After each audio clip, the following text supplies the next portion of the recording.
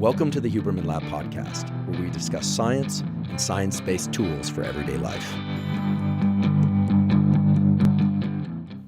I'm Andrew Huberman, and I'm a professor of neurobiology and ophthalmology at Stanford School of Medicine. This podcast is separate from my teaching and research roles at Stanford. It is, however, part of my desire and effort to bring zero cost to consumer information about science and science-related tools to the general public. Along those lines, I want to thank the sponsors of today's podcast. Our first sponsor is Athletic Greens, which is an all-in-one vitamin mineral probiotic liquid supplement. I've been using Athletic Greens since 2012 because I really like getting my total vitamin mineral base covered in one easy-to-consume product. It also tastes really good. I mix mine with a little bit of lemon juice. I've been doing that, for well over a decade now.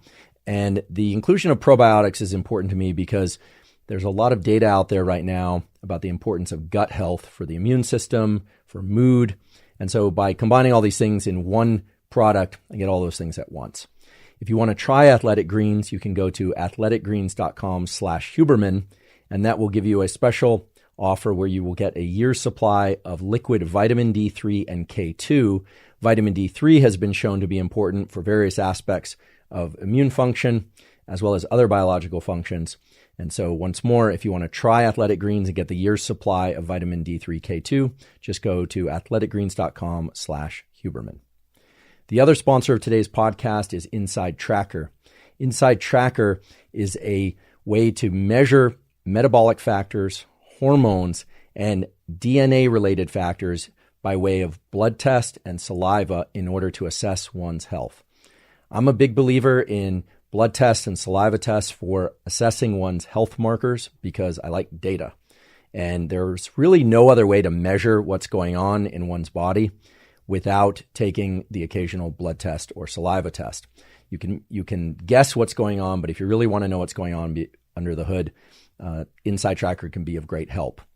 One of the problems with a lot of products out there, or just regular blood testing, is that you get a lot of data back about the levels of various hormones, metabolic factors, et cetera, but you don't know what to do with those data. The great thing about Inside Tracker is it is provided in a format. They have an online dashboard that, given your particular levels of various things, directs you toward potential lifestyle-related changes like changes in exercise or changes in sleep patterns or changes in nutritional patterns that can really help move those markers and those numbers on those metabolic factors, hormones, et cetera, in the direction that you want.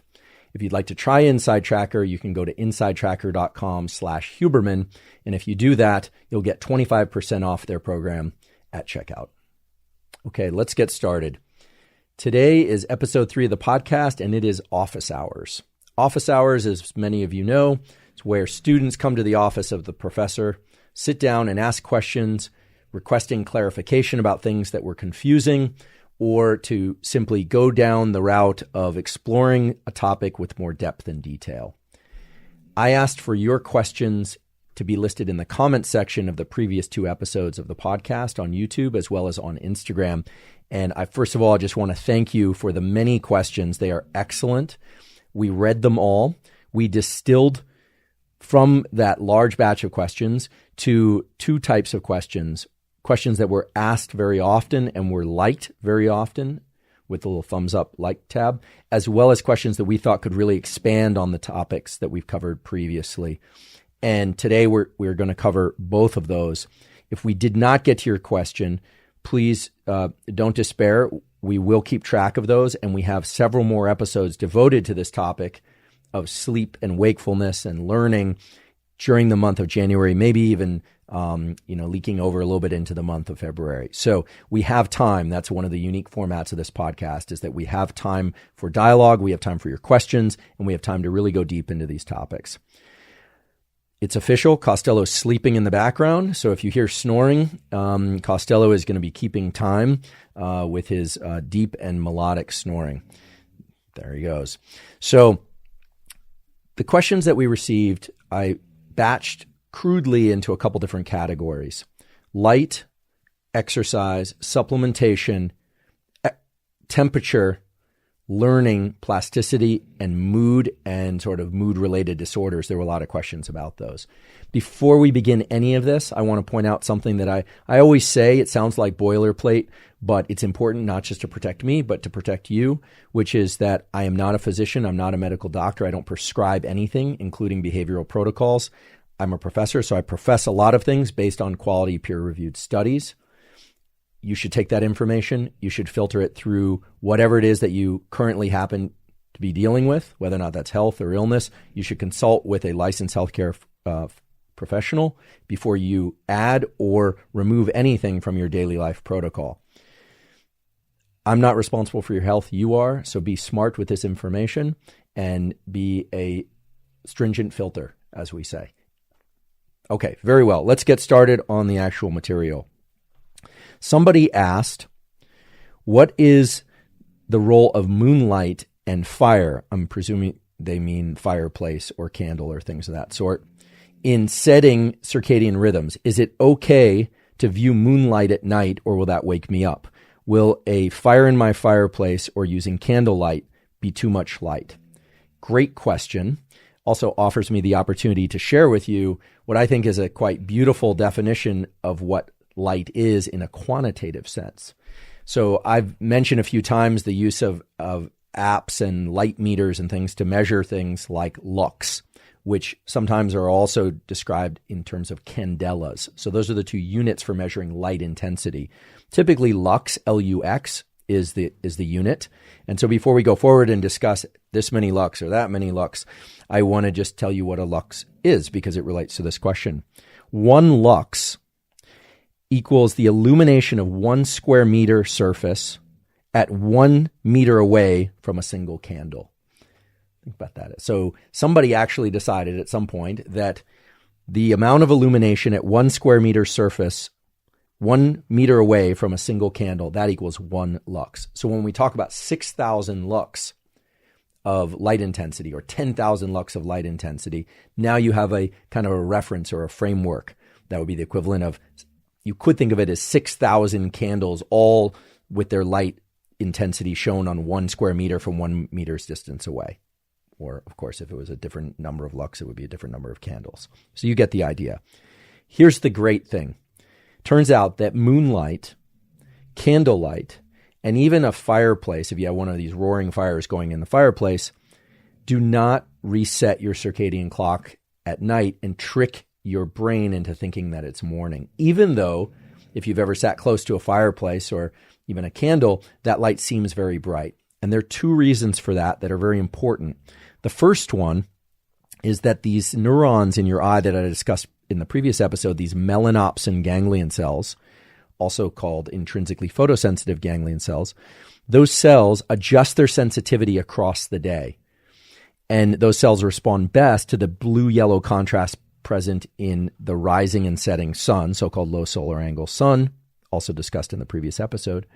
But those cells adjust their sensitivity such that they will not activate the triggers in the brain that convey daytime signals when they view moonlight, even a full moon, a really bright moon, or fire. Now, this does raise an interesting kind of thought point, which is, a lot of people have talked about lunacy and the fact that when there's a full moon out, people act differently and behave differently.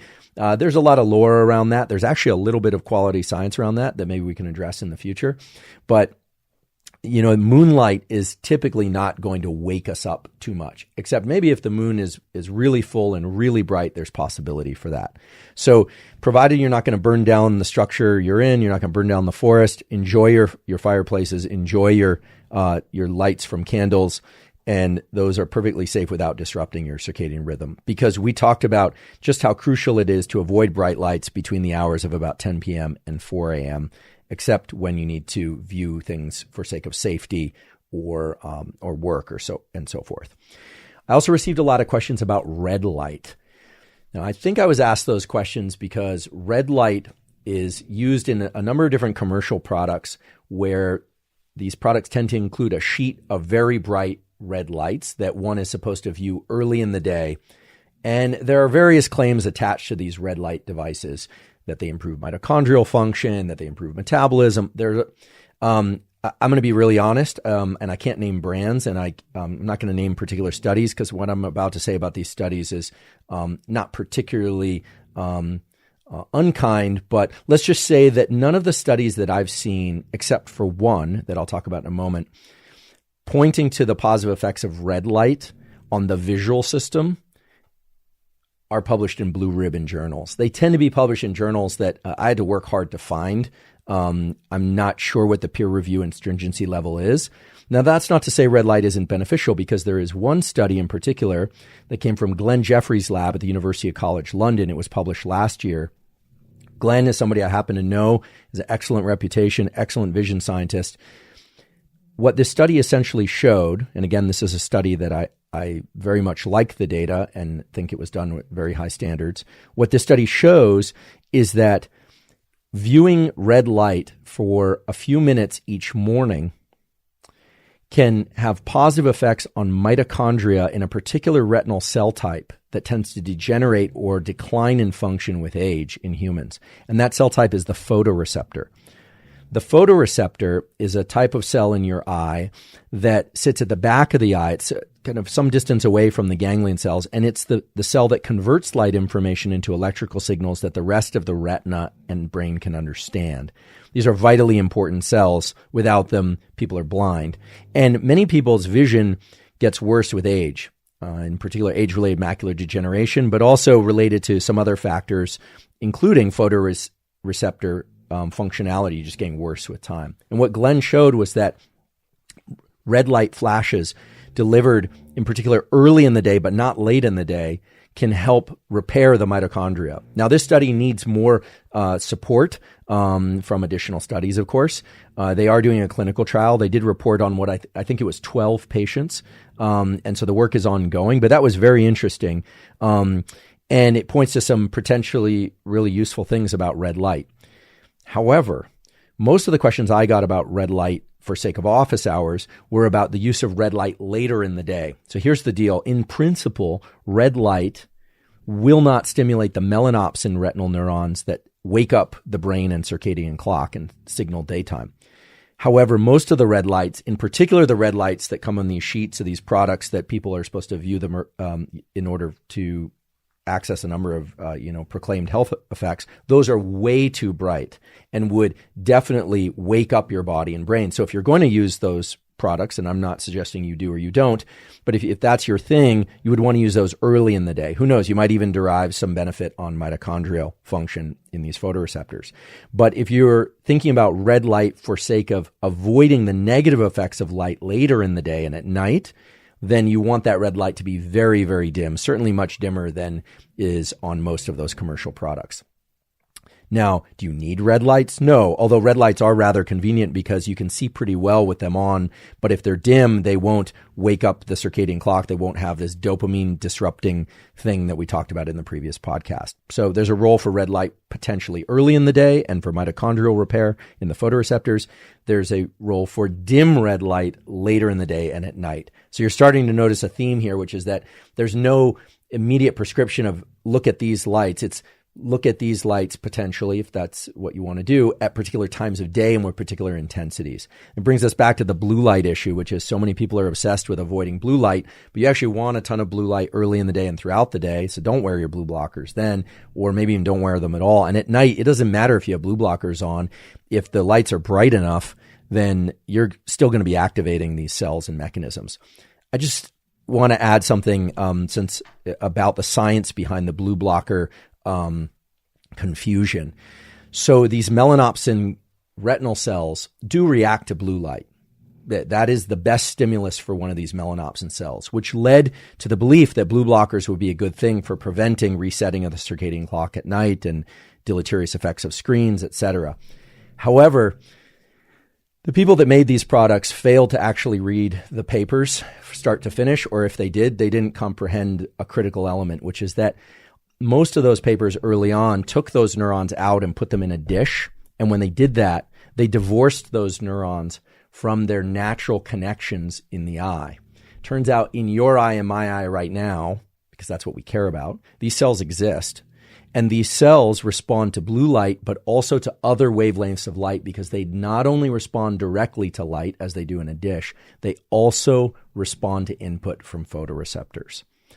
So if you talk to anyone in the circadian biology field, they'll tell you, oh yeah, this blue light thing has really gotten out of control, because people assume that blue light is the culprit because blue light is the best stimulus. That doesn't mean that blue light is the only stimulus that will trigger these cells.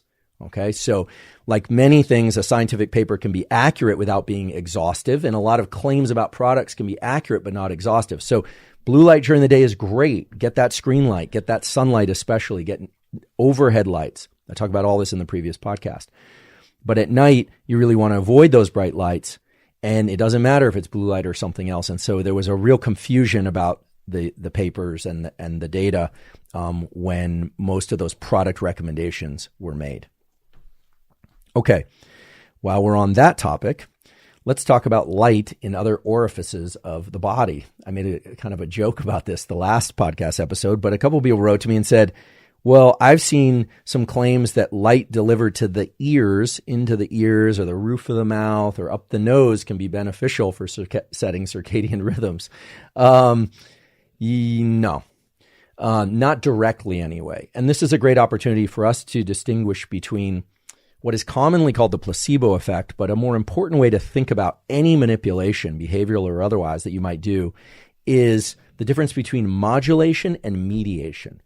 There are a lot of things that will modulate your biology. Putting a couple of lights up your nose, please don't do this, might modulate your biology by way of the stress hormone that's released when you stuff those things up your nose. Remember earlier, in the previous podcast, I said that virtually anything will phase shift your circadian rhythm if it's different and dramatic enough.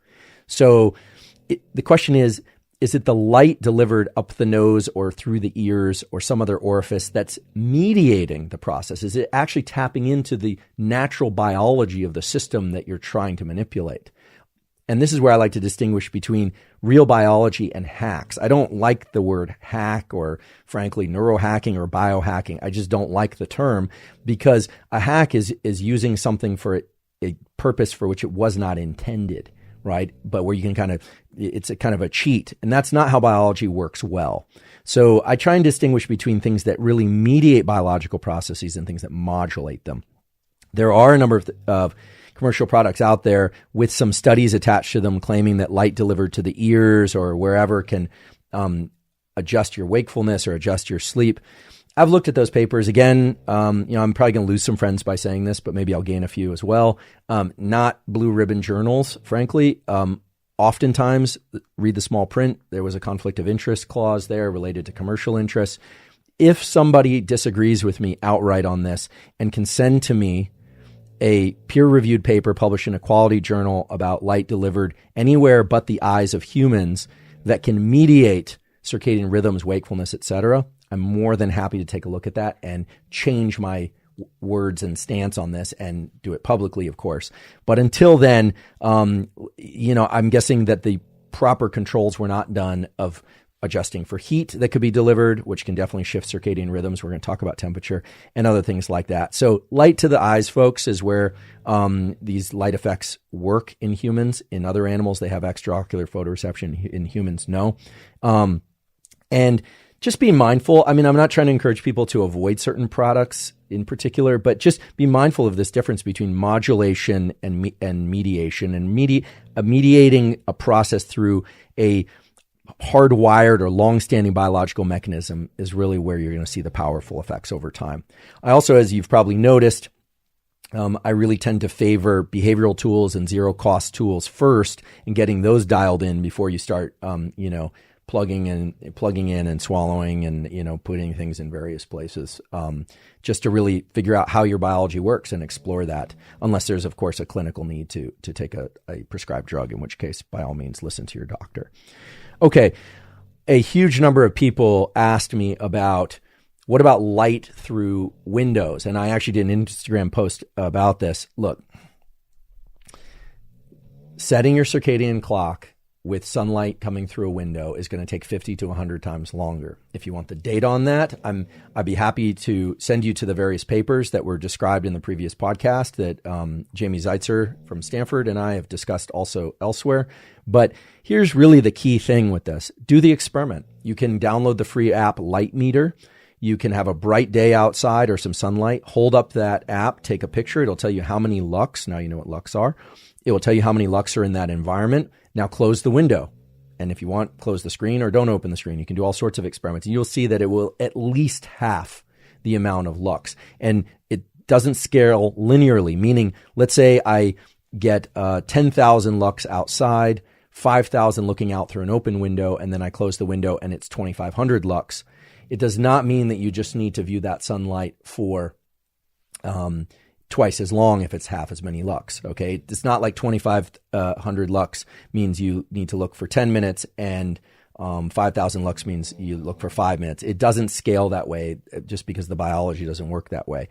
Best thing to do is to get outside if you can. If you can't, next best thing to do is to keep that window open.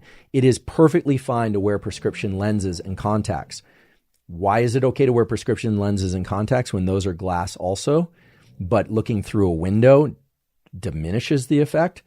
Well, we should think about this. The lenses that you wear in front of your eyes by prescription or on your eyes are designed to focus the light onto your neural retina.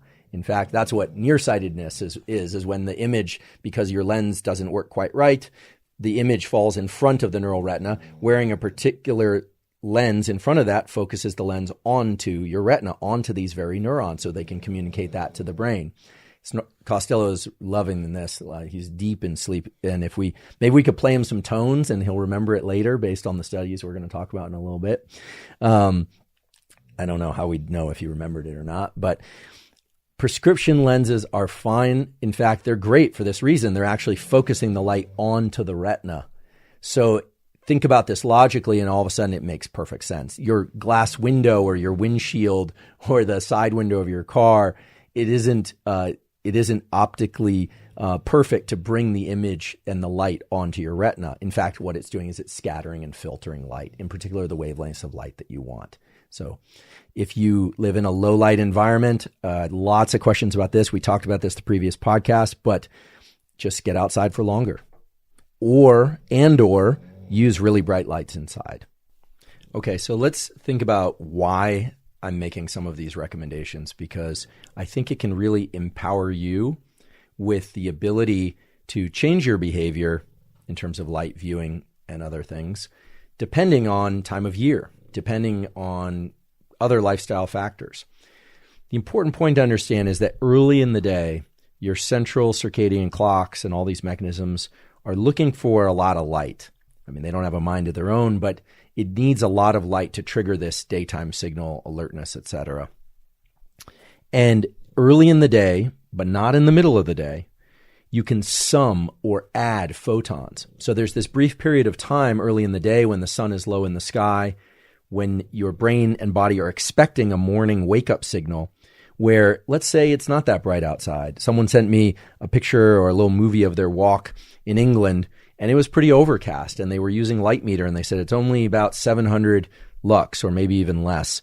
And I said, well, stay outside longer, but when you get inside, turn on the lights really bright, and overhead lights in particular, because those will be best for stimulating these mechanisms. And that's because, at least for the first few hours of the day, you can continue to sum or add photon activation of these cells in the eye and the brain. In the middle of the day, once the sun is overhead, or even if you stay inside all morning, and then you're in the circadian dead zone, which sounds terrible, and it is terrible because doesn't matter if you get a ton of artificial light or even sunlight, you're not going to shift your circadian clock. You're not going to get that wake-up signal. And then in the evening, you want to think about this whole system as being vulnerable to even a few photons of light, because your sensitivity to light really goes up at night. And I talked last time about how you can protect against that sensitivity by looking at the setting sun and watching the evening sun, even if it's not crossing the horizon, around the time of sunset. And that's because it adjusts your retinal sensitivity and your melatonin pathways so that light is not as detrimental to melatonin at night. Think about the afternoon. sunlight viewing as kind of I think of it as kind of a Netflix inoculation. It allows me to watch a little bit of Netflix in the evening. Although it's very hard to watch a little bit of anything on Netflix. It seems like there's some other neurobiological process going on there where I have to watch episode after episode after episode. But in any case, you can protect yourself against some of that bad effect of light at night by looking at light in the evening. It really does adjust down the sensitivity of the system. Okay, I want to talk about seasonal changes in all these things as they relate to mood and metabolism. So depending on where you are in the world, northern hemisphere, southern hemisphere, at the equator, or closer to the poles, the days and nights are going to be different lengths. That just makes sense. But that translates to real biological signals that impact everything from wakefulness and sleep times, but also mood and metabolism. So here's how this works. Now, after seeing the previous episode of the podcast and paying attention here, you are armed with the knowledge to really understand how it is that, believe it or not, every cell in your body is tuned to the movement of the planet relative to the sun. So as all of you know, the Earth spins once every 24 hours on its axis. So part of that day we're bathed in sunlight, depending on where we are. The other half of the day or part of the day we're in darkness. The Earth also travels around the sun. 365 days is the time that it takes, 1 year, to travel around that sun. The Earth is tilted. It's not perfectly upright. So the Earth is tilted on its axis. So depending on where we are in that 365-day journey, and depending on where we are in terms of hemisphere, northern hemisphere, southern hemisphere, some days of the year are longer than others. Some are very short, some are very long. If you're at the equator, you experience less variation in day length and therefore night length. And if you're closer to the poles, you're going to experience some very long days, and you're also going to experience some very short days, depending on which pole you're at and what time of year it is. The simple way to put this is, depending on time of year, the days are either getting shorter or getting longer. Now, every cell in your body adjusts its biology according to day length, except your brain, body, and cells don't actually know anything about day length. It only knows night length. And here's how it works. Light inhibits melatonin powerfully. If days are long and getting longer, that means melatonin is reduced. The total amount of melatonin is less because light is more, therefore melatonin is less. If days are getting shorter, light can't inhibit melatonin as much through the summing of photon mechanisms that we talked about before, and that melatonin signal is getting longer. So every cell in your body actually knows external day length and therefore time of year by way of the duration of the melatonin signal. And in general, it's fair to say that in diurnal animals, meaning animals like us that tend to be awake during the daytime and not nocturnal animals, which tend to be awake at night, the longer the melatonin signal, the more depressed, not necessarily clinically depressed, although that can happen, but the more depressed our systems tend to be. Reproduction, metabolism, mood, turnover rates of skin cells and hair cells all tend to be diminished compared to the spring and summer months for some, northern hemisphere, spring and summer months, or the times in which days are very long and there's less melatonin that tends to, in almost all animals, including humans, more breeding, more hormone elevation of the hormones that stimulate breeding, reproduction, and fertility. Metabolism is up. Lipid metabolism, fat burning is up. Protein synthesis is up. These things tend to correlate with the seasons. Now, some people are very, very strongly tied to the seasons. They get depressed, clinically depressed in winter, and light therapies are very useful for those people. Some people love the winter and they're happiest in winter and they feel kind of depressed in summer, although that is far more rare. That doesn't mean depression cannot exist in the summer, but when we're talking about seasonal depression, that tends to be true. It's more depression in winter. Now, there's other things that correlate with seasonality. Suicide rates tend to be highest in the spring, not in the winter. But that has to do with some of the more complicated and unfortunately tragic aspects of suicide, which is that oftentimes people will commit suicide not at the very depths of their energy levels, but as they're emerging from those depths of low energy. So we'll talk about suicidality and mood disorders in a later podcast season, meaning a month later. But for now, just understand that everybody is going through these natural fluctuations depending on the duration of the melatonin signal. Now, this might lead you to say, well, then I should just really get as much light as I can all the time and reduce melatonin and feel great all the time. Unfortunately, it doesn't work that way because melatonin also has important effects on the immune system. It has important effects on transmitter systems in the brain, etc.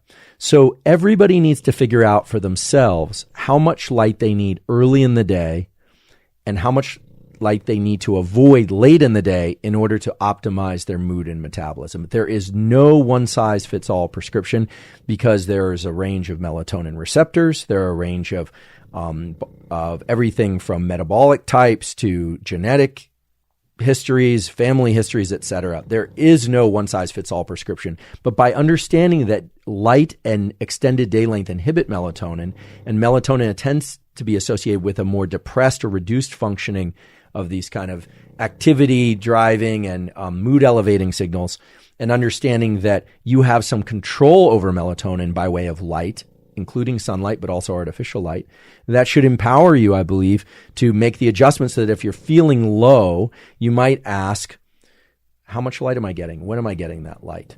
Because sleep is also important for restoring mood, right? So you need sleep. You can't just crush melatonin across the board and expect to feel good, because then you're not going to fall asleep and stay asleep. Melatonin, not incidentally, is synthesized from serotonin.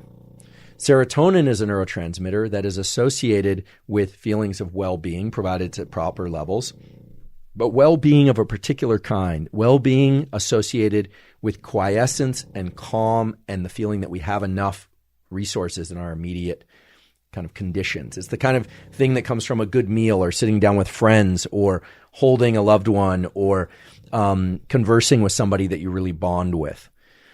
Serotonin does not stimulate action. It tends to stimulate stillness. Very different than the neuromodulator dopamine, which is a reward, feel-good neuromodulator that stimulates action. And actually, dopamine is the precursor to epinephrine, to adrenaline, which actually puts us into action. It's actually made from dopamine, right? So you can start to think about light as a signal that is very powerful for modulating things like sleep and wakefulness, but also serotonin levels, melatonin levels. And I talked about this previously, but I'll mention once more that light in the middle of the night reduces dopamine levels to the point where it can start causing problems with learning and memory and mood. That's one powerful reason to avoid bright light in the middle of the night. Okay. Seasonal rhythms have a number of effects, but humans are not purely seasonal breeders. Unlike a lot of animals, we breed all year long. In fact, there's a preponderance of September babies in my life, not actual babies, but people that are born in September, which means that they were conceived in December. Without knowing the details, we can fairly assume that. And December, at least in the northern hemisphere, days tend to be shorter and nights tend to be longer. So clearly humans aren't seasonal breeders, but there are shifts in breeding and fertility that exist in humans, but also much more strongly in other animals. So seasonal effects vary. Some of you will experience very strong seasonal effects. Others of you will not. I think everybody should be taking care to get adequate sunlight and to avoid bright light at night throughout the year, if possible. Throughout this podcast and in previous episodes, I've been mentioning neuromodulators, things like serotonin and dopamine, which tend to bias certain brain circuits and things in our body to happen and certain brain circuits and things in our body not to happen. One of the ones I've mentioned numerous times is epinephrine, which is a neuromodulator that tends to put us into action, make us want to move. In fact, when it's released in high amounts in our brain and body, it can lead to what we call stress, or the feeling of being stressed. Several people ask me, what's the difference between epinephrine and adrenaline? Adrenaline is secreted from the adrenal glands, which sit right above our kidneys. Epinephrine is the exact same molecule, except that it's released within the brain. And so people use these phrases, or these words rather, interchangeably. Epi means near or on top of sometimes. And anytime you see nephron or it means kidney. So it means near the kidney. So epinephrine actually means near the kidney. So it was used originally to describe adrenaline. But epinephrine and adrenaline are basically the same thing, and they tend to stimulate agitation and the desire to move. That's what that's about. Which brings us to the topic of exercise. Got a lot of questions about exercise. What forms of exercise are best for sleeping well? When should I exercise, etc.? There's a lot of individual variability around this, but I can talk about what I know from the science literature and what I happen to do myself. There are basically two forms of exercise that we can talk about, although, of course, I realize there are many different forms of exercise. There's much more nuance to this. But we can talk about cardiovascular exercise, where the idea is to repeat a movement over and over and over continuously. So that'd be like running, biking, rowing, cycling, this kind of thing. Or there's resistance exercise, where you're moving, lifting, presumably putting down also, things of progressively heavier and heavier weight, that you couldn't do continuously for 30 minutes. So cardiovascular exercise is typically the more aerobic type exercise, and resistance exercise, of course, is the more anaerobic type exercise. And yes, there's variation between the two. Most studies of exercise have looked at aerobic exercise because that's basically the thing that you can get a rat or a mouse to do. You know what's really weird about rats and mice? They like to run on wheels so much that someone actually did this study. It was published in Science. They put a running wheel, in the middle of a field, and mice ran to that wheel and ran on the wheel. Turns out that what they like is the passage of the visual image of the bars in front of their face, which I find kind of remarkable and troubling because it seems so like trivial. But anyway, they love aerobic exercise. And so most of the studies were done on these mice that love running on wheels. Whereas so far, it's been challenging to find conditions in which mice really like to lift weights or will do it in a laboratory. So any weight-bearing exercise studies really have to be done in humans. And since humans are what we're interested in, there are some studies looking at these two things and when they tend to work best. Now, you will see some places aerobic exercise is best done in the morning and weight training is best done in the afternoon. I think there's far more individual variation than that. I think there are, however, a couple windows that the exercise science literature and the circadian literature points to as windows related to body temperature in which performance, injury, in which performance is optimized, injury is reduced, and so on. And those tend to be 30 minutes after waking, and that probably correlates with the inflection in cortisol associated with waking, whether or not you've gotten light or not. 3 hours after waking, which probably correlates to the rise in body temperature sometime right around waking, and the later afternoon, usually 11 hours after waking, which is when temperature tends to peak. So some people like to exercise in the morning, some people like to exercise in the afternoon. It really depends. I think for those of us with very busy schedules, it's advantageous to be able to do your training whenever you have the opportunity to do it, unless you can really control your schedule. And so I would never want these recommendations to seem like recommendations. What I'm really describing is some opportunities: 30 minutes after waking, 3 hours after waking, or 11 hours after waking has been shown, at least in some studies, to optimize performance, reduce injury, and that sort of thing. But you really have to figure out what works for you.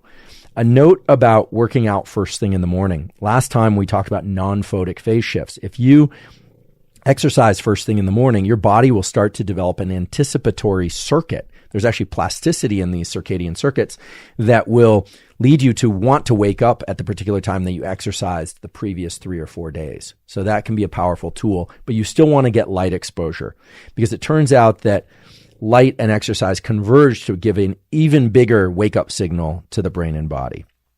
So you might want to think about that.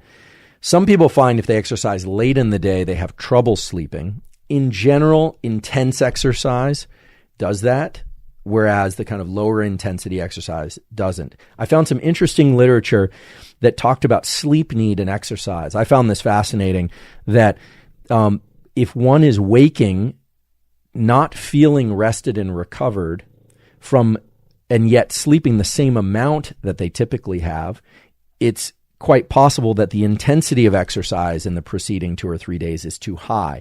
Whereas if one can't recover no matter how much sleep they get, they're just sleepy all the time. I realize these things are correlated, that the volume of training might be too high. Now, I'm not an exercise scientist. We should probably get Andy Galpin or somebody else on here who's really an expert in this kind of stuff. I do realize as soon as anyone talks about exercise or nutrition publicly, they're basically opening themselves up to all sorts of challenges, because you can basically find support for almost any protocol in the literature. What I've looked at was 2 journals in particular, International Journal of Chronobiology and Journal Biological Rhythms, to assess these parameters that I've mentioned just a moment ago, because the studies tended to be done in humans. They were fairly recent, and they came from groups that I recognized, as well as knowing that those journals are peer-reviewed. Many of your questions were about neuroplasticity, which is the brain and nervous system's ability to change in response to experience. There was a question that asked whether or not these really deep biological mechanisms around wakefulness, time of waking, sleep, etc., were subject to neuroplasticity, and indeed they are. Some of that plasticity is short-term and some of it is more long-term. There's a really good analogy here, which is if you happen to eat on a very tight schedule where every day, say at 8 a.m., noon, and 7 p.m. is when you eat your food. I'm not suggesting you do this, but let's say you were to do that for a couple days. After a few days, you would start to anticipate those meal times where no matter where you were in the world, no matter what was going on in your life, about 5 to 10 minutes before those meal times, you would start to feel hungry and even a little agitated, which is your body's way of trying to get you to forage for food. And that's because of some peptide signals that come from the periphery, from your body, things like hypocretin-orexin that signal to the hypothalamus and brainstem to make you active and alert and look for food and feel hungry. So there's kind of an anticipatory circuit that's a chemical circuit, but eventually over time, the neurons, the neural circuits that control hypocretin-orexin would get tuned to the neural circuits that are involved in eating and maybe even smell and taste, to create a kind of eating circuit that's unique to your pattern, to your rhythms. The same thing is true for these waking and exercise and other schedules, including ultradian schedules. If you wake up in the morning and start getting your sunlight, you start exercising in the morning, or you exercise in the afternoon, pretty soon your body will start to anticipate that and start to secrete hormones and other signals that prepare your body for the ensuing activity of waking up or going to sleep. So if you get onto a pattern or a rhythm, even if that rhythm isn't down to the minute, you'll find that there's plasticity in these circuits, and it becomes easier to wake up early if that's your thing, or exercise at a particular day if that's your thing. That's the beauty of neuroplasticity. A number of people asked, what can I do to increase plasticity? And that really comes in 2 forms. There's plasticity that we can access in sleep to improve rates of learning and depth of learning from the previous day or so. And there's this NSDR, non-sleep deep rest, that can be done without sleeping to improve rates of learning and depth of retention, etc. So let's consider those both, and you can incorporate these protocols if you like. Again, these are based on quality peer-reviewed studies. First, let's talk about learning in sleep. This is based on some work that I'll provide the reference for that was published in the journal Science. Excellent journal. Matt Walker also talks about some of these studies done by others in his book, Why We Sleep. The studies, just to remind you, are structured the following way. An individual is brought into a laboratory, does a spatial memory task. So there tends to be a screen with a bunch of different objects popping up on the screen in different locations. So it might be a bulldog's face, then it might be a cat, then it might be an apple, then it might be a pen in different locations. And that sounds trivially easy, but with time, you can imagine it gets pretty tough to come back a day later and remember if something presented in a given location was something you've seen before, and whether or not it was presented in that location or a different location. If you add enough objects and change the locations enough, this can actually be quite difficult. In this study, the subjects either just went through the experiment, or a particular odor was released into the room while they were learning, or a tone was played in the room while they were learning. And then during the sleep of those subjects the following night and the following night, this was done repeatedly for several nights, the same odor or tone was played while the subjects were sleeping. They did this in different stages of sleep, non-REM sleep and rapid eye movement sleep, REM sleep. They did this with just the tone in sleep. If the subjects had the odor, but not the tone, they did it with putting the tone. If they had the odor while learning. So basically all the controls, all the things you'd want to see done to make sure that it wasn't some indirect effect, some modulatory effect. Okay. And what they found was that providing the same stimulus, the odor if they smelled an odor, or a tone if the subjects heard a tone while learning, if they just delivered that odor or tone while the subject slept, rates of learning and retention of information was significantly greater. This is pretty cool. What this means is that you can cue the subconscious brain, the asleep brain, to learn particular things better and faster. So how might you implement this? Well, you could play with this if you want. I don't see any real challenge to this, provided the odor and is a safe one and it doesn't wake you up, and the tone is a safe one and doesn't wake you up. You could do this by having a metronome, for instance, while learning something, playing in the background, or particular music, and then have that very faintly while you sleep. So you could apply this if you like and try this. There are a number of groups, I think now, that are trying this using tactile stimulation. So slight vibration on the wrist during learning, and then the same vibration on the wrist during sleep. It does not appear that the sensory modality, whether or not it's odor or auditory tone or tactile stimulation, somatosensory stimulation, whether or not it matters. It's remarkable because it really shows that sleep is an extension of the waking state. We've known that for a long time, but this really tethers those two in a very meaningful and actionable way. So I think I'll report back to you as I learn more about these studies, but that's what I know about them at this point. As long as we're there, we might as well talk about dreaming, because I got so many questions about dreams. A couple of people want to ask me what their dreams meant. Look, I don't even know what my dreams mean half the time. I occasionally will wake up from a dream and remember it. If you want to remember your dreams better, if you're somebody who has challenges remembering your dreams, you can set your alarm so that you wake up in the middle of one of these 90-minute cycles, which toward morning tend to be occupied almost exclusively by REM sleep. Remember, early in the night, you have less REM sleep than later in the night. But you want to get as much sleep as you can, because that's healthy. So I don't know that you want to wake yourself up. Some people find that writing down their thoughts immediately first thing in the morning allows them to later spontaneously remember the dream they had. There's some literature on that. The meaning of dreams is a little bit controversial. Some people believe they have strong meaning. Other people believe that they can be just spontaneous firing of neurons that were active in the waking state and don't have any meaning. There are good data to show that when you learn new spatial environments, that there's a replay of those environments, so-called place cells that fire in your brain only when you enter a particular environment, that those are replayed in sleep in almost direct fashion to the way that things were activated when you were learning that spatial task. Dreams are fascinating. We're paralyzed during dreams, which brings us to another question. Somebody asked about sleep paralysis.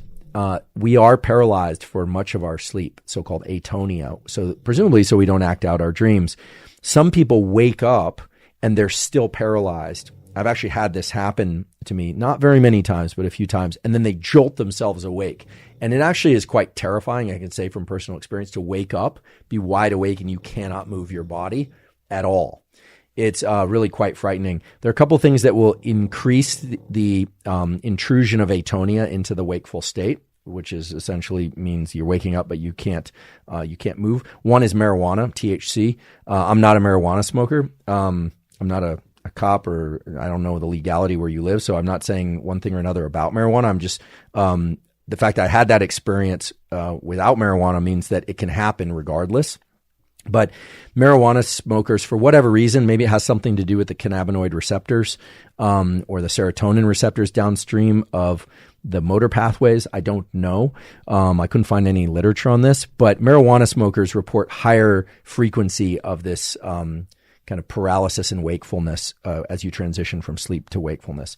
I suppose probably one could learn to get comfortable with it. For me, it was terrifying because I'm just used to being able to move my limbs, fortunately, and I wasn't able to. And it's quite a thing, let me tell you. Okay, some other questions about neuroplasticity. So the other form of neuroplasticity is not the neuroplasticity that you're amplifying by listening to tones or smelling odors in sleep, but the neuroplasticity that you can access with non-sleep deep rest. So NSDR, non-sleep deep rest, as well as short 20-minute naps, which are very close to non-sleep deep rest because people rarely drop into deep states of sleep during short naps unless they're very sleep deprived. NSDR has been shown to increase rates of learning when done for 20-minute bouts to match an approximately 90-minute bout of learning. So what am I talking about? 90-minute cycles are these ultradian cycles that I've talked about previously, and we tend to learn very well by taking a 90-minute cycle, transitioning into some focus mode early in the cycle when it's hard to focus, and then deep focus and learning feels almost like agitation and strain, and then by the end of that 90-minute cycle, it becomes very hard to maintain focus and learn more information. There's a study published in Cell Reports last year, great journal, excellent paper, showing that 20-minute naps or light sleep of the sort of non-sleep deep rest taken immediately after or close to, it doesn't have to be immediately after you finish the last sentence of learning or whatever it is, or bar of music, but a couple minutes after, transitioning to a period of non-sleep deep rest where you're turning off the analysis of duration, path, and outcome has been shown to accelerate learning to a significant degree, both the amount of information and the retention of that information. So that's pretty cool because this is a cost-free, drug-free way of accelerating learning without having to get more sleep, but simply by introducing these 20-minute bouts. I would encourage people, if they want to try this, to consider the 20 minutes per every 90 minutes of ultradian learning cycle. There you're incorporating a number of different neuroscience-backed tools, 90-minute cycles for focused learning. It could be motor, it could be cognitive, it could be musical, whatever. And then transition to a 20-minute non-sleep deep rest protocol. I just want to cue you the fact that in last episode in the caption on YouTube, we provided links to 2 different Yoga Nidra non-sleep deep rest protocols as well as hypnosis protocols that are clinically backed from my colleague David Spiegel at Stanford's psychiatry department. All those resources are free. There are also a lot of other hypnosis scripts out there. I like the ones from Michael Sealey, S-E-A-L, I think it's E-Y, although maybe it's just L-Y. You can find them easily on YouTube. Clinical hypnosis scripts, meaning not stage hypnosis. They're not designed to get you to do anything. In fact, they're just designed to help rewire your brain circuitry. Now, how does hypnosis work that way? This has a lot to do with sleep because it engages neuroplasticity by bringing together 2 things that normally are separate from one another. One is the alert, focused, wakeful state where you activate the learning.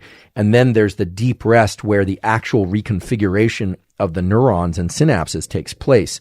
Hypnosis brings both the focus and the deep rest component into the same compartment of time. It's a very unique state in that way. So hypnosis kind of maximizes the learning bout and the non-sleep deep rest bout and combines them. But of course, that requires some guidance from a script or from a hypnotist, clinically trained hypnotist, and it becomes hard to acquire detailed information. It's more about shifts in state, like fear to states of calm, or smoking to quitting smoking, anxiety around a trauma to release of anxiety around a trauma, rather than specific information learned in hypnosis. Okay. So hypnosis seems more about modulating the circuits that underlie state as opposed to specific information. Although I would not be surprised if there weren't certain forms of hypnosis that could increase retention and learning of specific information, but I'm not aware of any of those protocols out there yet. Which brings us to the next thing about learning and plasticity, which is nootropics, aka smart drugs. This is a big topic. That sigh was a sigh of concern about how to address nootropics in a thorough enough but thoughtful enough way. Look, I have a lot of thoughts about nootropics. First of all, it means smart drugs, I believe. And I don't like that phrase because let's just take a step back and think about exercise. If you just say, I want to be more physically fit, well, what does that mean? Does it mean, I would ask for more specificity. I'd say, do you want to be stronger? Okay, maybe you need to lift heavier objects progressively. Do you want more endurance? Very different protocol to access endurance. Do you want flexibility? Do you want explosiveness or suppleness? Huge range of things that we call physical fitness. Maybe you want all of those. If we were talking about emotional fitness, we would say, well, an ability to feel empathy, but probably also to disengage from empathy because you don't want to be tethered to other people's emotions all the time. That's not healthy either. You would think about being able to access a range of emotions, but for some people, their range into the sadness regime is really quite vast, but their range into the happiness regime might be kind of limited. For other people who are in a manic state, it might be they can access all the happy stuff, but not the sadder stuff. So I'm, speaking by way of analogy here, but if we say, we're talking about cognitive and, cognitive abilities, we have to ask, okay, creativity, memory. We tend to associate intelligence with memory. I think this goes back to like spelling bees or something, the ability to retain a lot of information, and just regurgitate information, which will get you some distance in some disciplines of life, but it won't allow you creative thinking. It's necessary for creative thinking. You need a knowledge base, right? You can't just look up everything on Google, despite what, certain educators or so-called educators say. You need a database so that you have the raw materials with which to be creative. So necessary to have memory, but not sufficient to be creative, right? The creative could have a poor memory for certain things, but certainly not for everything. They can't have anterograde and retrograde amnesia. They'd be like the goldfish that every time around the tank, it, can't remember where it's at. I actually don't know that they've ever done that experiment, by the way, but, so no disrespect to goldfish, but, so you get the idea. You've got creativity, you have memory, you have the ability to task switch, right? You have the ability to strategy develop and strategy implement. So the problem I have with the concept of a nootropic or a smart drug is it's not specific as to what cognitive algorithm you're trying to engage. We need more specificity. That said, there are elements to learning that we've discussed here before that are very concrete. Things like the ability to focus and put the blinders on to everything else that's happening around you and in your head mainly, right? Distractions about things you should be doing, could be doing, or might be doing, and focus on what you need to do. And then that's required for triggering the acetylcholine neuromodulator that will then allow you to highlight the particular synapses that will then later change in sleep. So no nootropic allows you to bypass the need for sleep and deep rest. That's important to understand. So I daydream about a day when people will be able to access compounds that are safe, that will allow them to learn better, meaning to access information, focus better, as well as to sleep better and activate the plasticity from the learning bout. Right now, most nootropics tend to bundle a bunch of things together. Most of them include some form of stimulant, caffeine. Episode 2, I tell you more probably than you ever wanted to know about caffeine, adenosine, and how that works. So refer there for how caffeine works. But stimulants will allow you to increase focus up to a particular point. If you have too little alertness in your system, you can't focus. Too much, however, you start to cliff and focus drifts. Okay, so you can't just ingest more stimulant to be more focused. It doesn't work that way. Most nootropics also include things that increase or are designed to increase acetylcholine, things like alpha-GPC and other things of that sort. And indeed, there's some evidence that they can increase acetylcholine. I refer you again to examine.com, the website, to evaluate any supplements or compounds for their safety and their effects in humans and animals. Free website, as well as with links to studies. So we need the focus component. We need the alertness component. The alertness component comes from epinephrine, traditionally from caffeine stimulation. The acetylcholine stimulation traditionally comes from choline donors or alpha-GPC, things of that sort. And then you would want to have some sort of off switch, because anything that's going to really stimulate your alertness that then provides a crash. That crash is not a crash into the deep kind of restful slumber that you would want for learning. It's a crash into the kind of, let's just call it lopsided sleep, meaning it's deep sleep, but it lacks certain spindles and other elements of the physiology, sleep spindles, that really engage the learning process and the reconfiguration of synapses. So right now, my stance on nootropics is that maybe for occasional use, provided it's safe for you, I'm not recommending it, but in general, it tends to use more of a shotgun approach than is probably going to be useful for learning and memory in the long run. A lot of people ask about modafinil or armodafinil, which was designed for treatment of narcolepsy. So right there, it tells you it's a stimulant. And yes, there is evidence it will improve learning and memory. Modafinil is very expensive. Last time I checked, armodafinil, I think, is the recent released generic version of this that's far less expensive. Most of these things look a lot like amphetamine, and many of them have the potential for addiction or can be habit forming. But more importantly, a lot of those things also can create metabolic effects by disruption to insulin receptors and so forth. So you want to approach those with a strong sense of caution. Now, there are the milder things that act as nootropics. I mentioned some of them, like alpha-GPC. Some people like ginkgo. Ginkgo gives me vicious headaches, so I don't take it. So, people really differ. Last podcast, I recommended magnesium threonate if you were exploring supplements. I'm not recommending anything directly. I'm just saying if you're exploring supplements, magnesium threonate seems among the magnesiums to be one of the more bioavailable and useful for sleep.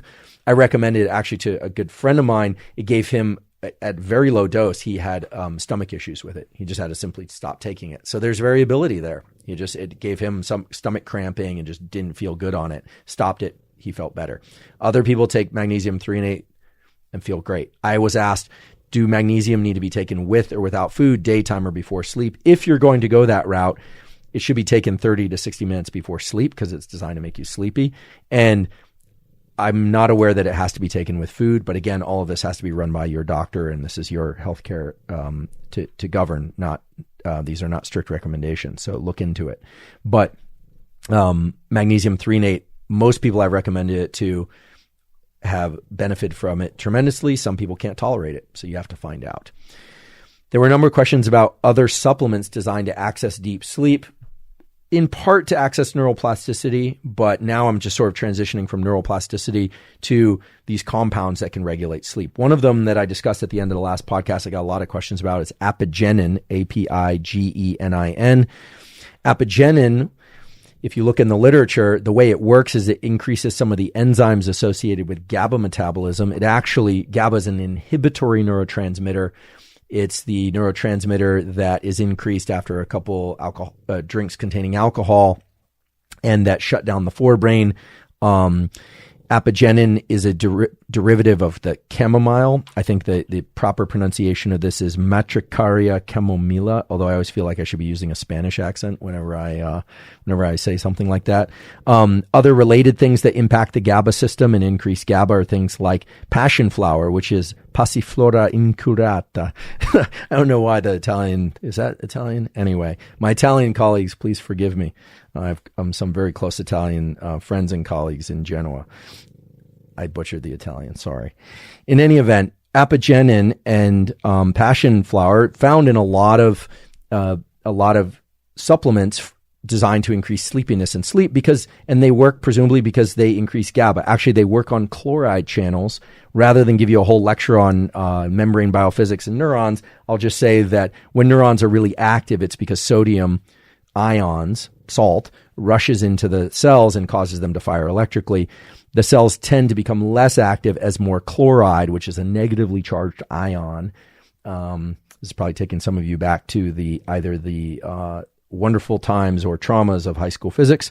The chloride is negatively charged, so it tends to make cells less electrically positive because it carries a negative charge, and hyperpolarizes the neuron. So Apigenin works through increasing the activity of these chloride channels. Passion flower works by increasing the activity of these chloride channels, and GABA transmission. It tends to increase this inhibitory neurotransmitter that shuts off our thinking. our analysis of duration, path, and outcome. So if you're going to explore these things, I suggest you at least know how they work. You at least go to examine.com, that you talk to your doctor about them. Some people asked about serotonin for getting to sleep and staying asleep. Now, I understand the rationale here. Just like I understand the rationale of taking something like mecunapurines or L-Dopa to increase dopamine. But sometimes what works on paper doesn't really work in the real world.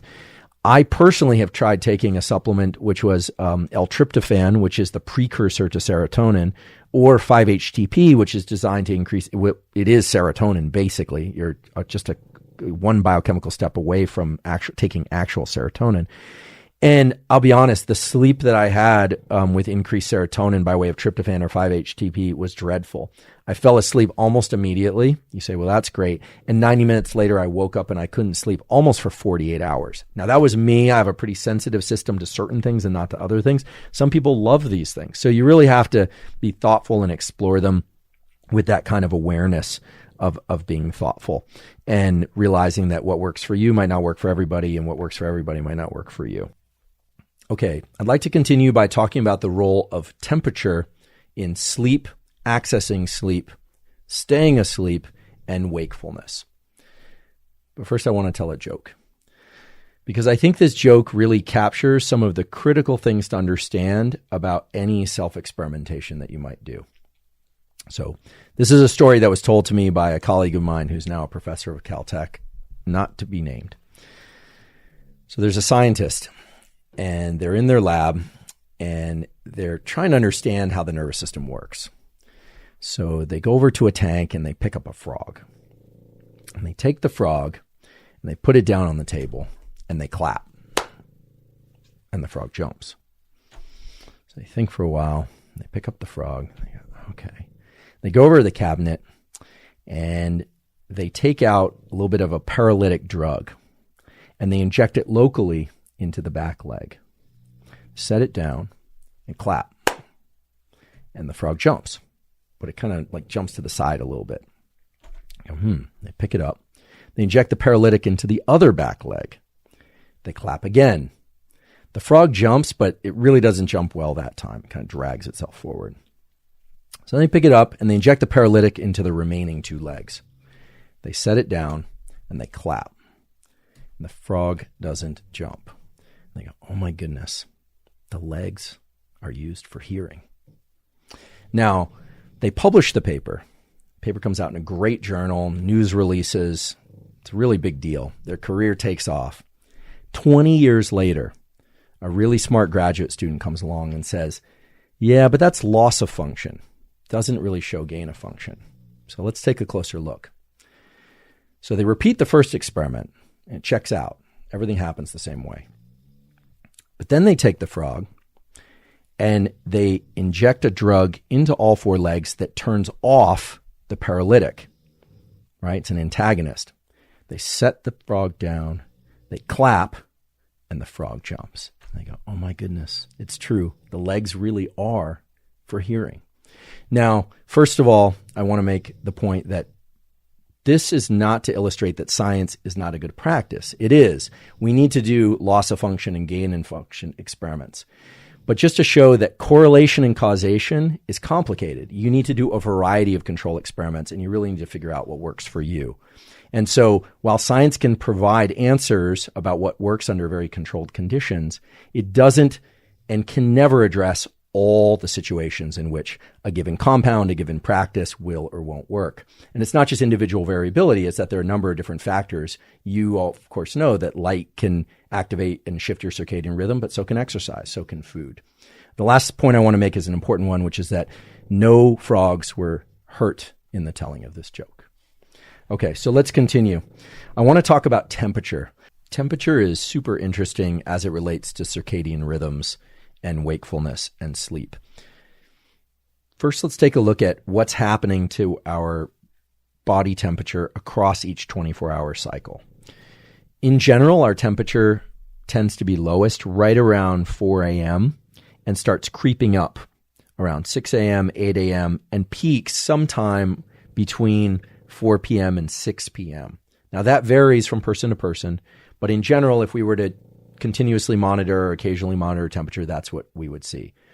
Now, what's interesting is that even in the absence of any light cues or meal cues, we would have a shift. We would have an oscillation or a rhythm in our temperature that would go from high to low.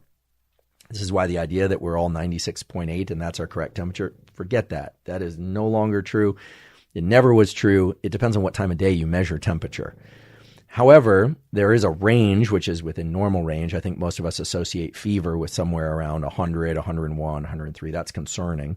And we would be very concerned if temperature dropped too low as well.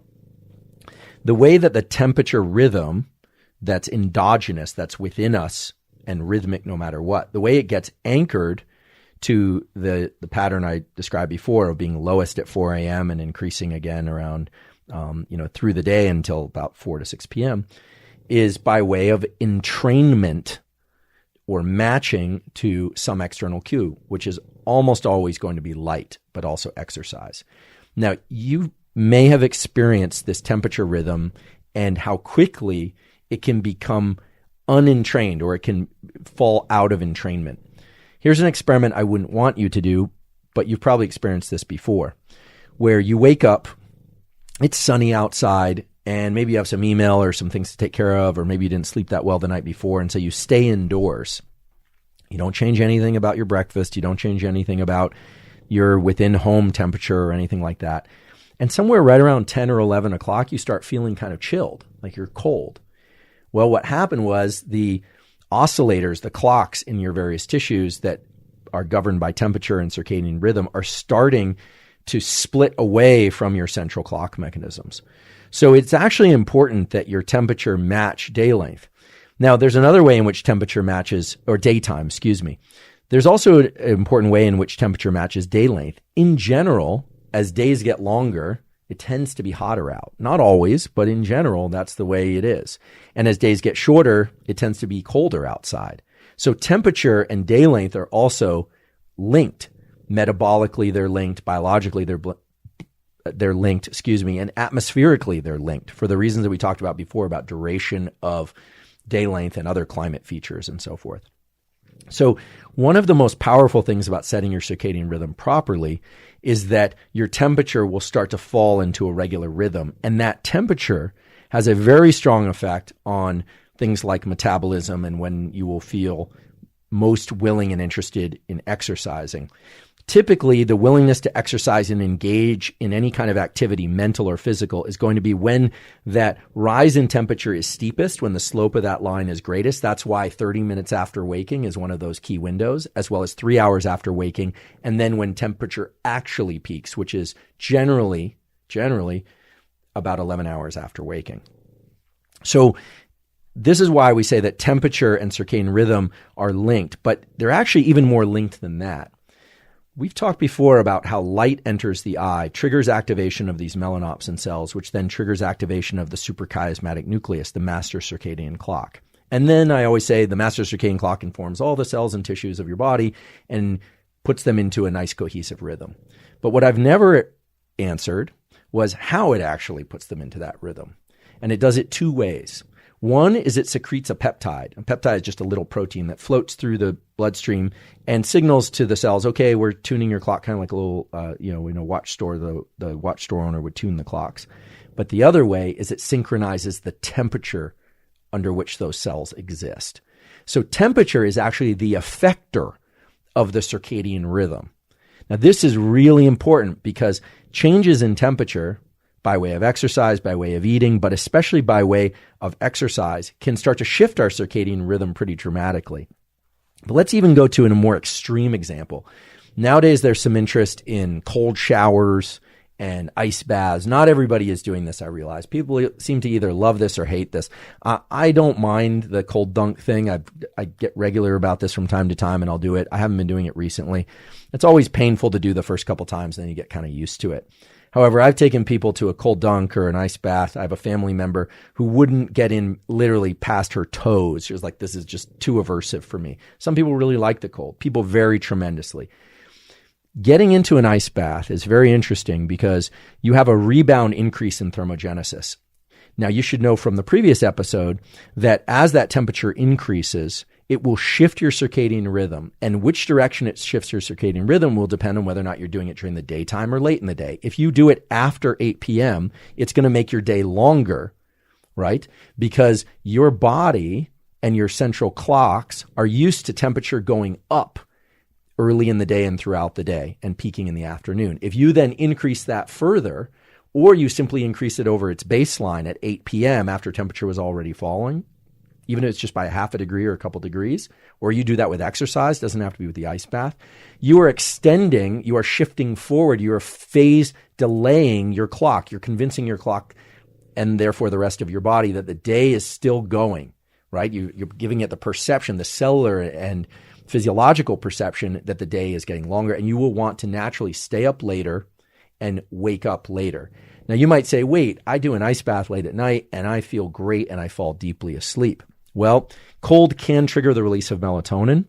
There's a rebound increase in melatonin. So that could be the cause of that effect. You have to see what works for you. But if you do the ice bath early in the day and then get out, you will experience a more rapid rise, or cold shower early in the day, a more rapid rise in your body temperature that will phase advance your clock and make it easier to get up early the following day. So for those of you that are having trouble getting up, and this is going to almost sound laughable, but a cold shower first thing in the morning will wake you up. But that's waking you up in the short term because of a different mechanism, which I'll talk about in a moment. But it also is shifting your clock. It's phase advancing your clock in a way that makes you more likely to get up earlier the next day.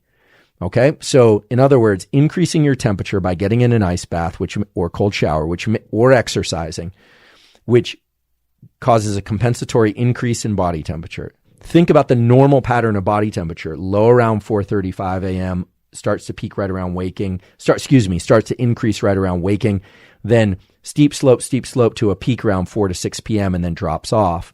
If you introduce an increase in body temperature by way of cold exposure early in the day, let's say 6 a.m. or 5 a.m., if you're, masochistic enough to get into a cold shower at that time, more power to you, it's going to make you want to wake up about half hour to an hour earlier the next day than you normally would. Whereas if you do it while your temperature is falling, it will tend to delay and make your body perceive as if the day is getting longer. These are phase advances and phase delays. We're going to get into this in far more detail when we talk about jet lag and shift work in episode 4, as well as other things.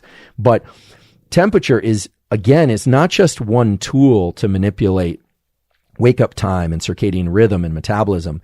It is the effector. It is the way that the central circadian clock impacts all the cells and tissues of your body. If you want to read further about this and you're really curious about the role of temperature, work by Joe Takahashi, who used to be at Northwestern University and is now at UT Southwestern in Dallas. Incredible scientist, and has really worked out a lot of the mechanisms around temperature and circadian rhythms. You can just Google his name and you'll see a whole bunch of studies there. I want to talk about cold and cold exposure because there's a great misconception about this that actually you can leverage once you understand how to use cold to either increase thermogenesis and fat loss, metabolism, or you can use it for stress mitigation and mood. And it really depends on one simple feature of how you approach the ice bath or cold shower. If you get into an ice bath or cold shower and you are calming yourself, you're actively calming the autonomic nervous system, maybe through some deep breathing, maybe through visualization, maybe you sing a song. People do this stuff.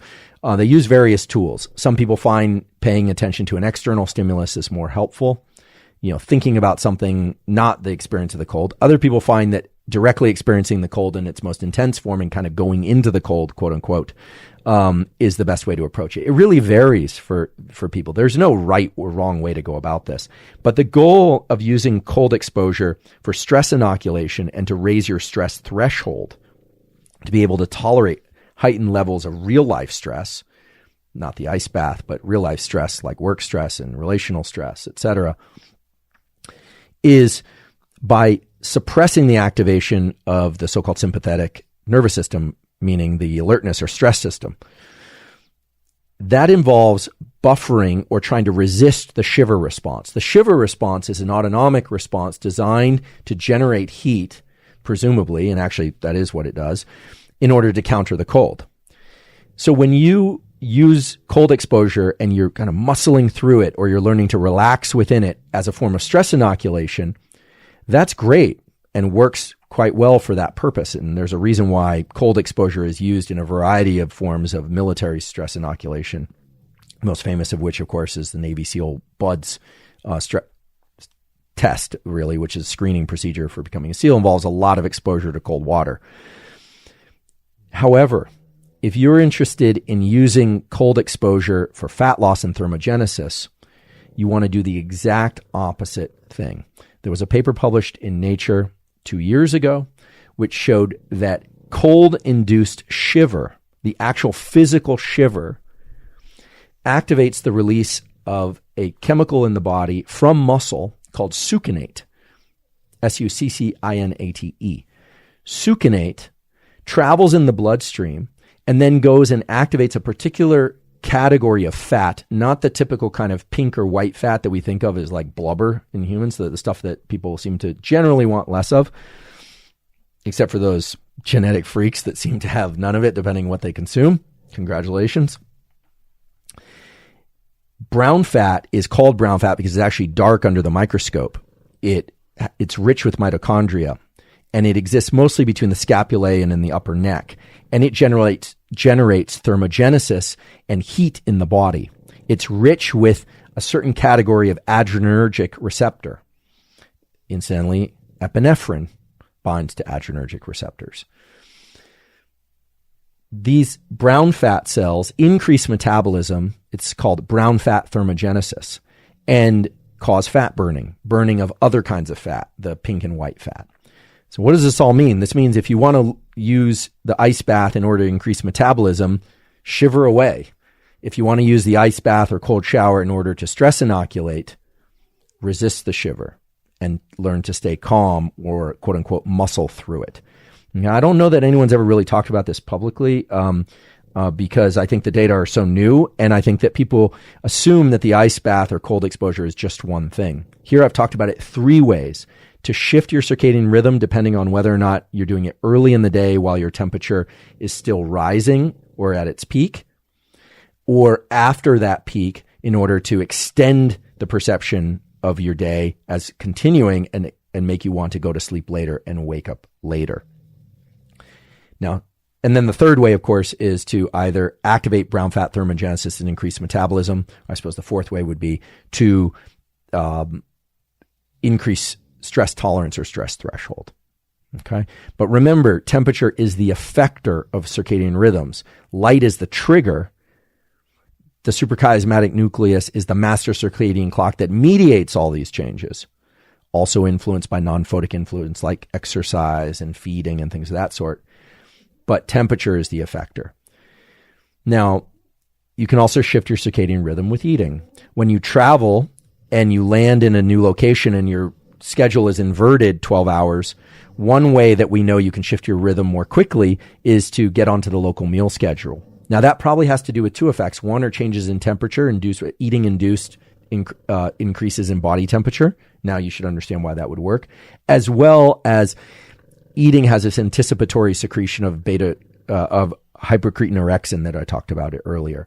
So if this is getting a little too down in the weeds, don't worry about it. I will get more into this in episode 4 of how to shift one's rhythm. But I would love for people to understand that light and temperature are the real heavy duty levers when it comes to moving your circadian rhythm and sleep times and activity schedules. And exercise and feeding can help, but really temperature and light, with light being the primary one, are the most important when it comes to sleep and wakefulness. Many people asked questions about food and neurotransmitters and how those relate to sleep, wakefulness, and mood, which is essentially 25 hours of content for me to cover. But I'm going to try and distill out the most common questions. We've talked a lot about neuromodulators like dopamine, acetylcholine, and norepinephrine.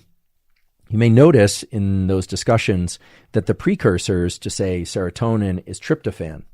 Tryptophan actually comes from the diet. It comes from the foods that we eat.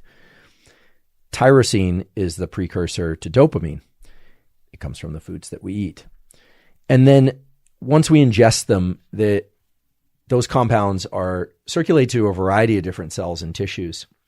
But it is true that our food and the particular foods we eat can influence things like neuromodulator levels to some extent. It's not the only way, because there are also enzymes and biochemical pathways that are going to regulate how much tyrosine gets converted into dopamine. And there are elements of the dopaminergic neurons, the dopamine neurons themselves, that are electrical, that have influence on this as well. But there are a couple fair assumptions that we can make. First of all, nuts and meats, in particular red meats, tend to be rich in things like tyrosine, right? That tells you right there that because tyrosine is the precursor of dopamine and dopamine is the precursor of norepinephrine and epinephrine, that those foods tend to lend themselves toward the production of dopamine and epinephrine and the sorts of things that are associated with wakefulness. Now, of course, the volume of food that we eat also impacts our wakefulness. If we eat a lot of anything, whether or not it's ribeye steaks, rice, or cardboard, please don't eat cardboard, your stomach, if it's very distended, will draw a lot of blood into your gut and you will divert blood from other tissues and you'll become sleepy. So it's not just about food content, it's also about food volume. All right. Fasting states generally are associated with more alertness, epinephrine, so forth. And fed states are generally associated with more quiescence and relaxation, serotonin and the kind of things that lend themselves more towards sleep and less toward alertness. Foods that are rich in tryptophan tend to be things like white meat, turkey, also complex carbohydrates. So if you like, you can start experimenting, depending on what foods you eat. You can start experimenting with carbohydrate-rich meals for accessing sleep and more depth of sleep. This is actually something I personally do. I tend to eat pretty low carbish during the day. I actually fast until about noon, not because I have to work to do that, but because I'd rather just drink caffeine and water during that time. And then sometime around noon, I can't take it anymore and I'm hungry and I eat, and I try and eat low carb-ish unless I've worked out extremely hard in the previous 2 hours, which I rarely do, although I do sometimes. And that meal is then designed to prolong my period of wakefulness into the late afternoon. And then sometime around dinner time, which for me is around 6:30, 7 p.m., 8 p.m., sometimes as late as 9 p.m., I tend to eat things like white meat, fish, pastas, rice, and that kind of thing. My favorite food of all for accessing tryptophan is actually a starch. It's actually a vegetable. It's the croissant, which is my favorite vegetable. I don't eat those all the time, but I love them, and they seem to increase dopamine as well. Never actually done the mass spectrometry on a croissant, but they definitely increase tryptophan and relaxation for me. In all seriousness, low carbohydrate / fasted / ketogenic diets tend to lend themselves toward wakefulness by way of increasing epinephrine, norepinephrine, adrenaline, dopamine, and things of that sort. Carbohydrate-rich meals, and I suppose we should talk about meals as opposed to diet, tend to lend themselves more toward tryptophan, serotonin, and more lethargic states. There is very limited evidence that I am aware of that carbohydrates should be eaten at one time a day as it relates to metabolism, etc. I'm sure that will open up a certain amount of debate.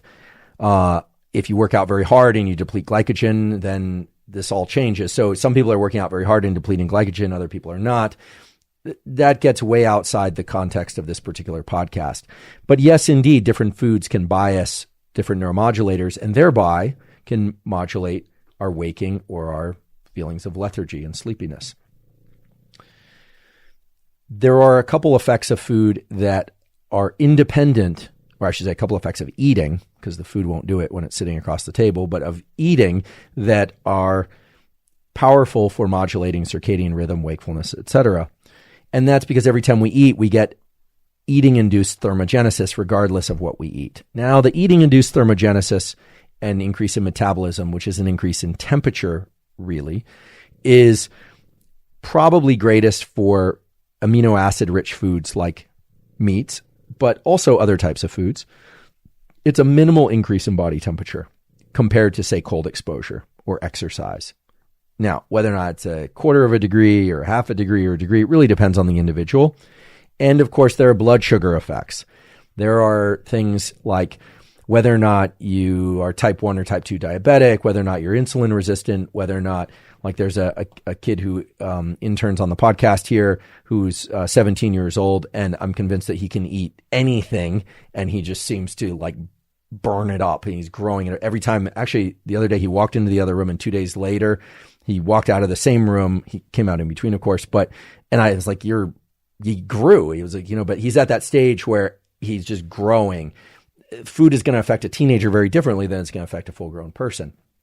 So in general, starchy carbohydrates, white meats such as turkey, some fish, increased tryptophan, therefore serotonin, therefore more lethargic states, more calm. Meat, nuts, and there are probably some plant-based foods that I'm not aware of, and I apologize, I should read up on this, that also are high in tyrosine that can increase things like dopamine, norepinephrine, epinephrine, alertness. So you can vary these however you like. Most people, I think, are eating a variety of these things in given meals. And there are other parameters of nutrition that are important too. Volume of food, for the reason I mentioned before, the volume of food in the gut. Less food in the gut, whether or not it's empty or a small amount of food, will tend to correlate with wakefulness. Large volumes of food of any kind will tend to correlate and drive the calming response, and that's by way of this nerve pathway called the vagus. We actually have sensory fibers in the gut that communicate to a little protrusion of neurons that sit right next to the jugular called the nodose ganglia, N-O-D-O-S-E. Unlike Costello, it's no-dose. Right now, he's all-dose. No-dose actually means having many protrusions, and it's like kind of a lumpy collection of neurons. A ganglia is just a collection of neurons, and then it goes into the brain stem and then forward in the brain to the areas of the brain that are involved in production of various neuromodulators. So what we eat and the volume of food are both signaling to the brain. It's not just one or the other. And then there's also this eating-induced thermogenesis. And now you know from the discussion about temperature that if you're eating early in the day, you're tending to shift your rhythm earlier so that you'll want to wake up earlier the next day. If you're eating very late in the day, even if you can fall asleep after that, there's a tendency for you to want to sleep later the next day. Now, this, of course, is all going to be constrained by when your kids need to eat and when your spouse needs to eat and when your friends need to eat, or if you live alone or what other things you're doing. If you're like me and you kind of don't eat until noon, then eat sometime around noon, and then I'm terrible about meals. I just start eating the ingredients while I'm supposed to be cooking, and then eventually they're all gone, and I guess that's a meal. It varies. Some people are neurotically attached to a particular meal schedule. Some people are not. I take my light exposure schedule far more seriously than I take my meal schedule, although in general I try and eat healthy foods for the most part, croissants included. I was asked several times whether or not men and women or males and females differ in terms of these neurotransmitter phenotypes and the rhythms of sleep and temperature. We could probably devote a whole month, and we probably will devote an entire month to what are called sex differences, because those tend to be related to things we absolutely know, like XX or XY chromosomes, or XYY in some cases, or XX chromosomes, as opposed to gender. Sex and karyotype, as we call it, genetic makeup, is crystal clear. There are things that correlate with one or the other, but it's complicated, and it's not something that's been explored in what I think is enough detail. Actually, recently, I guess it was about 5 years ago, the National Institutes of Health made it a mandate that all studies use sex as a biological variable and actually explore both sexes of mice, both sexes of humans when doing any kind of study, because there was a bias towards only using male animals or male subjects prior to that time. So a lot of data are now coming out revealing important sex differences that I think are going to have powerful impact on health practices, et cetera, response to drugs, response to different sleep schedules, et cetera. Perhaps the most salient and obvious one is that during pregnancy, females experience a whole range of endocrine and neuro effects. And we definitely will devote a month to pregnancy and childbirth and child rearing. And for that, I'd really like to bring in some experts. I've got terrific colleagues at Stanford and elsewhere that work on these things so that we can go into those in more depth. So I'm not blowing off those questions. I'm kind of pushing them down on the road a little bit where I can give you a more thorough answer. So as we finish up, I just want to offer you the opportunity to do an experiment. We've talked about a lot of variables that can impact sleep and wakefulness. And in keeping with the theme of the podcast, we are going to continue to talk about sleep and wakefulness and tools for those and the science behind those tools as we go forward. But there are really just 4 simple parameters that you have control over that you can immediately start to record and take note of just to see how you're doing with these things with no judgment or perhaps no change to what you're actually doing. It might be interesting, just a suggestion, to write down for each day when you went outside to get sunlight and when you did that relative to waking. So you would write down, like the way I do this in my calendar is I'll write down that I don't get exact about it. I might say, I woke up at, 6:15 and then I'll put a W 6:15 and then SL for sunlight. You will sometimes get outside right away. Other times I'm less good at that and I'll go out around, let's say 7. And for how long? Maybe like 10, 15 minutes or so. And then I'll put a little check at roughly the times that I ate my so-called meals. Although, as I mentioned, sometimes my meals are a bunch of small checks that just kind of extend through the late hours of the day. Yours might be more confined to certain times. And then you might just take note of when you exercised. Just put down an E for when you exercise, weight training or aerobic exercise. And you might note when you might have felt chilled or cold, if you do, or you might have felt particularly hot, or if you woke up in the middle of the night when you felt particularly hot. And then the last thing you might want to do is just write down if and when you did a non-sleep deep rest protocol, NSDR protocol. That could be meditation, that could be yoga nidra, that could be hypnosis, anything that you're using to deliberately teach your nervous system how to go from more alertness to more calmness in the waking state, even if it's waking up in the middle of the night and doing an NSDR protocol, or in the afternoon or first thing in the morning to recover some sleep and ability to perform DPOs that you might have lost from a minimal or poor night's sleep. So you're going to write down when you woke up, when you viewed sunlight, that might be in the morning and the evening, or just the morning. Hopefully it's the morning and the evening. When you exercised, when you ate your meals, and using a simple record-keeping scheme like W for waking, SL for sunlight. Maybe you come up with a system where it's a check or an X or something for exercise. This is not designed to make you neurotically attached to tracking all your behaviors and everything you do. I, for instance, don't track what I eat in particular. I kind of know what works for me, and I just try and stay within that range. But by doing this, you can start to reveal some really interesting patterns that no answer that I could provide you about any existing tool or protocol could, counter. It's really about taking the patterns of behaviors of waking and light viewing and eating and exercise and superimposing that on what you're learning in this podcast and elsewhere, of course, and what you already know, and trying to see where certain problems or pain points might be arising. Maybe you're eating really late in the day and you're waking up in the middle of the night really warm. Well, now you would say, well, that could be due to kind of an increase in temperature that is extending my day. Or maybe you start to find that using cold exposure early in the day is great for you, but using it late, if it's too late in the day, that's not great. Or if you're into the sauna, or it's even like some people, including myself, if I take a hot shower or sit in a hot tub or a sauna late at night, well, then I get a compensatory decrease in body temperature and I sleep great, provided I hydrate well enough, because that can be kind of a dehydrating thing to sit in hot conditions. But if I do the sauna early in the day, unless I exercise immediately afterward, then I tend to get the temperature drop, which makes sense because when you get in the sauna, you get vasodilation, you throw off a lot of heat, and then you generally get a compensatory drop in temperature. If you do that early in the day, that's right about the time that temperature is trying to entrain the circadian clocks of your body. That's what happens to me. Other people, it might be slightly different. And some people have more resilient systems than others. So I just encourage you to start becoming scientists of your own physiology, of your own brain and body, and seeing how the various tools that you may or may not be using are affecting your patterns of sleep, your patterns of attention and wakefulness. It's vitally important that if you do this, that you know that it's not about trying to get onto an extremely rigid schedule.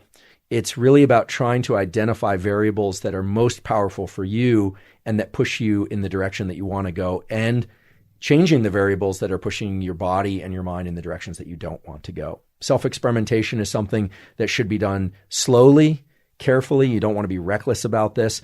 And this is where I would say manipulating one or two variables at a time is really going to be best, as opposed to changing a dozen things all at once, to really identify what it is that's most powerful for you. As always, thank you so much for your questions. We are going to continue to answer questions. I certainly didn't get to all of them, but we tried to get to most all of the ones that were frequently asked. Episode 4 of the podcast, I'm going to get into shift work, jet lag, and age-dependent changes in sleeping and wakefulness and cognition. So for those of you with kids, for those of you that are kids, for those of you with older relatives, or who might be older, meaning probably when you start to get into late 60s, 70s, and 80s is when there's some marked biological shifts in temperature regulation and things that relate to sleep. And for those of you that travel, we're going to talk about jet lag. The shift work discussion might seem only relevant to those that work nights, but actually that's not the case. Most people, because of the way they're interacting with devices, are actually in a form of shift work now, where the days are certainly not 9 to 5, so-called banker's hours, and then the lights are out at 9 and they're asleep until 5 a.m. Some people have that schedule. Most people do not. So episode 4, we will go deeply into shift work, jet lag, age-dependent changes in sleep alertness and cognition, and I will touch back on a few of your questions. But don't think that if your question wasn't answered during these office hours that we won't get to it. I absolutely will at some point. In addition to that, several of you have graciously asked how you can help support the podcast, and we very much appreciate that.